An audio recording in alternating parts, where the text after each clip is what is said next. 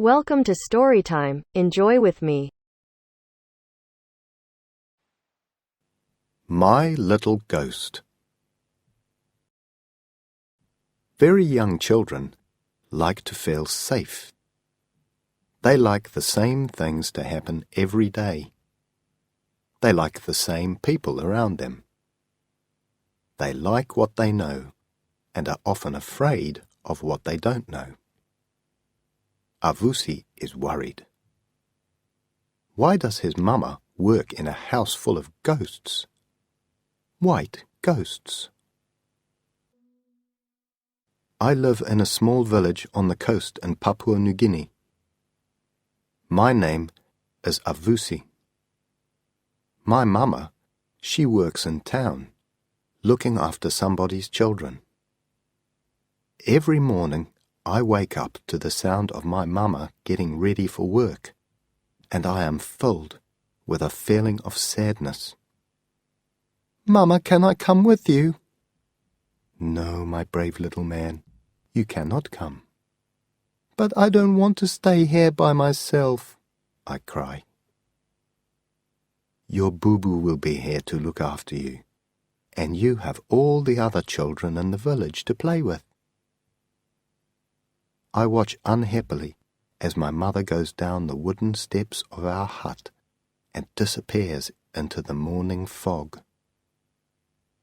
That night, while my mother was putting me to bed, I asked her about her job. "Mama, is it true there are lots of ghosts where you work?" "Why? Who told you a story like that?" she asked. "Boo-boo man said you work in a house full of white ghosts." "Don't listen to that old man. One day he'll frighten you to death. I don't work in a house of white ghosts. Is that clear?" "Yes, Mama."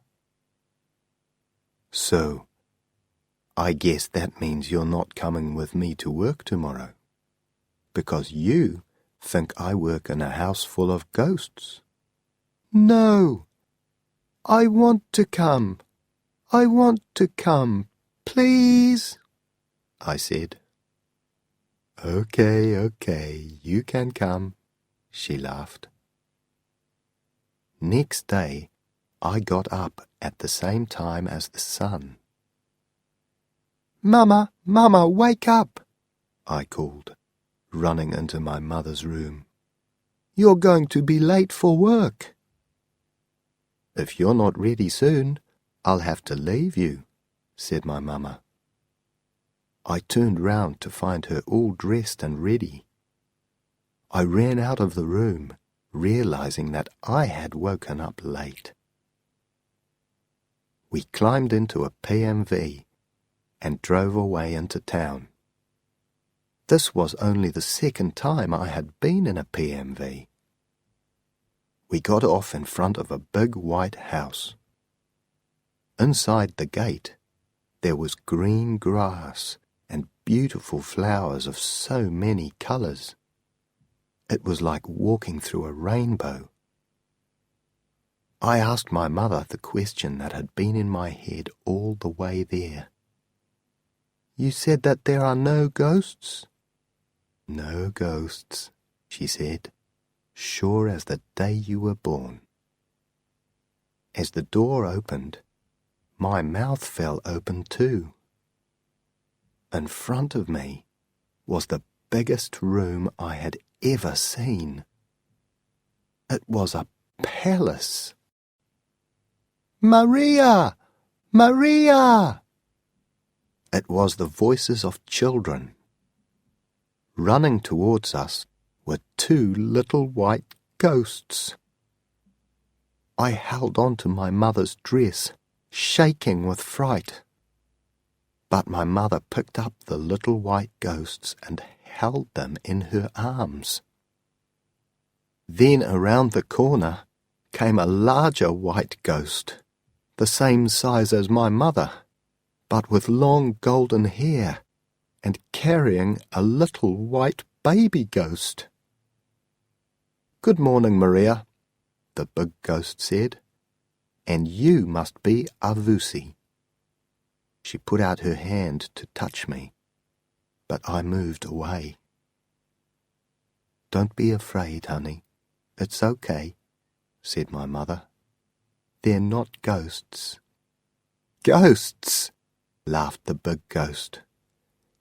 "Here," she said, putting the baby down on the floor. The baby made a baby kind of noise and smiled, then came towards me and grabbed me round the waist. I shut my eyes, hoping and hoping that the ghosts would go away. But after a while, I realized that this baby ghost felt like me. I opened my eyes just a little bit and looked down. "He's smiling at me. He likes me." "Yes, he does," smiled the big white ghost. So I put my arms round the little white ghost, who was called Brandon. There and then, I learnt that not everyone had the same skin colour as me.